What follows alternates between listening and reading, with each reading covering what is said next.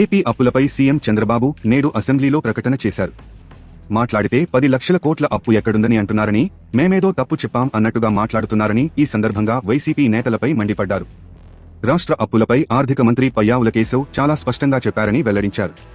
ఈ సందర్భంగా ఏపీ అప్పుల వివరాలను చంద్రబాబు సభకు వివరించారు. మాట్లాడితే ఎక్కడ అప్పు ఉంది 10 కోట్లు, మేమేదో తప్పు చెప్పామని మాట్లాడుతున్నారు. మంత్రి గారు చాలా స్పష్టంగా చెప్పారు.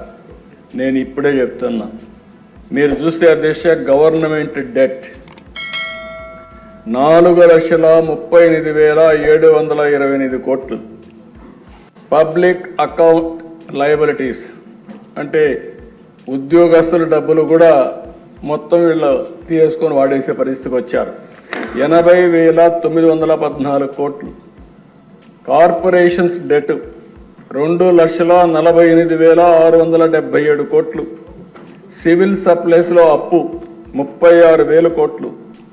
డ్యూ టు పవర్ సెక్టర్లో వాళ్ళకి ఇవ్వాల్సింది 34,267 కోట్లు.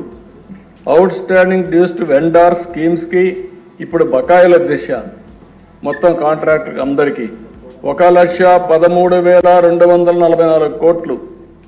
అదే మరి ఉద్యోగస్తులకు ఇవ్వాల్సింది ఇమీడియట్గా 21,980 కోట్లు. Non contribution of sinking fund కింద 1,191. ఇవన్నీ కలిపితే 9,74,556 కోట్లు ఇప్పుడు తేలిన అప్పులు. ఇంకా తవ్వితే ఎంత వస్తుందో నాకు తెలియదు. నేను ముందే చెప్పా, ఓసారి దివాలా తీసామంటే అందరూ వస్తారు, మాది కూడా ఉందని.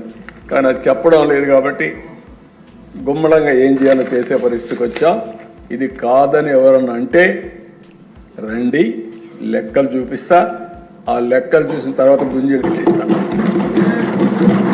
ఆశ అనుకోవద్దండి, ప్రజా జీవితాన్ని దుర్వినియోగం చేయొద్దండి.